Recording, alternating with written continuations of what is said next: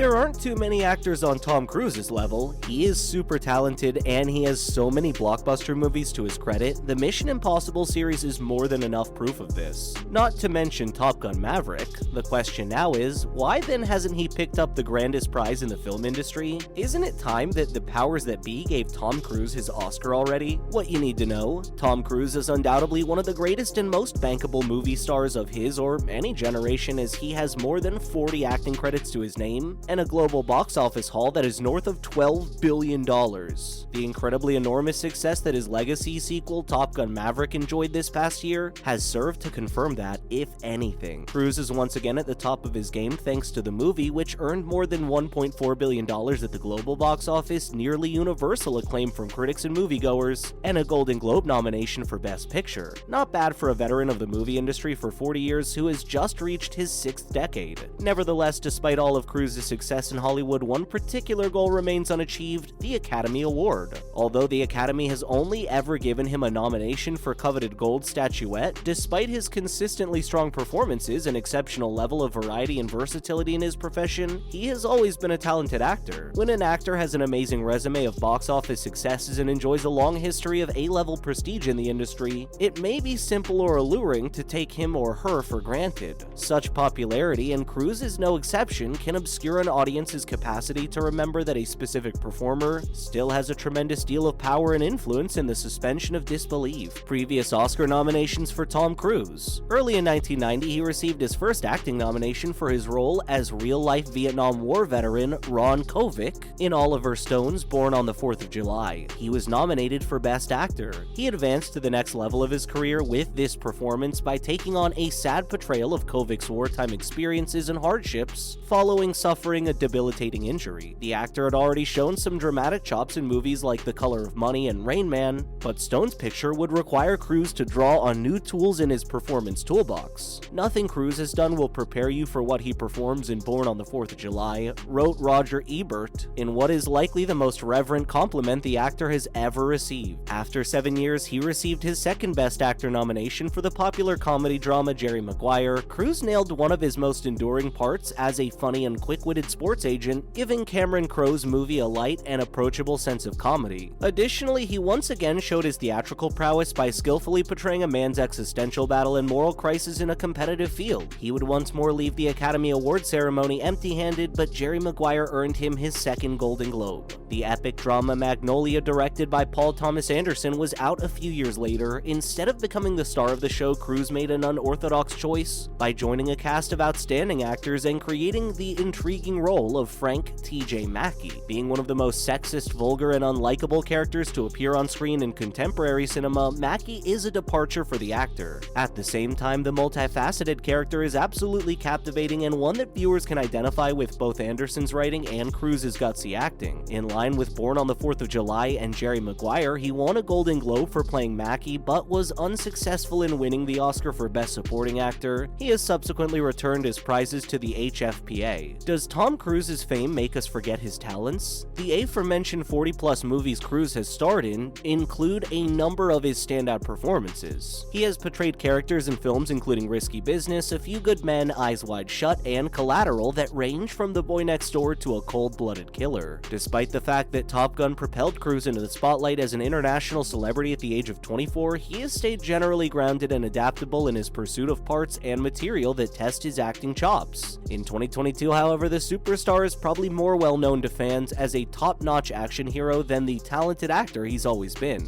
thanks in large part to the Mission Impossible franchise and its enviable quality of maturing like a good wine with each new chapter. He continuously and repeatedly reminds us that the action and stunts are icing on the cake when he's not defying gravity, holding his breath for an absurd period of time, or taking part in other activities that only a small number of the most adventurous adrenaline seekers would ever conceive of. The thrilling and nerve-wracking nature of his world-saving adventures would amount to hollow thrills deserving of contempt if spectators don't accept what he's selling as an actor. The performance abilities and instincts he possesses are ultimately what keep audiences returning to his films, despite the fact that his daredevil attitude surely contributes to this. Unquestionably, Tom Cruise exudes a commanding screen presence. Since his role as the gullible, innocent Joel Goodson in the 1983 film Risky Business, Cruise has a natural talent for capturing and maintaining an audience's attention. His stern expression, hard glance, and earnest delivery all say eloquently about his charismatic acting style. His commitment to giving each character a level of authenticity and humanity, whether he's portraying an Irish immigrant at the turn of the century, a tortured husband navigating the rough waters of marital distrust, or a disgruntled military commander learning the ways of the samurai, is unwavering. Cruise doesn't take his art or the opportunity to practice it professionally for granted. If there is one thing that can be said about him with certainty, another consistent indicator of Cruise's acting prowess has been his ability to compete on screen with legendary actors, especially in his early career. In The Color of Money and Rain Man, both of which won Academy Awards for their performances, he's more than held his own in his mid-20s. He would later duel with Jack Nicholson in A Few Good Men and Gene Hackman in The Firm.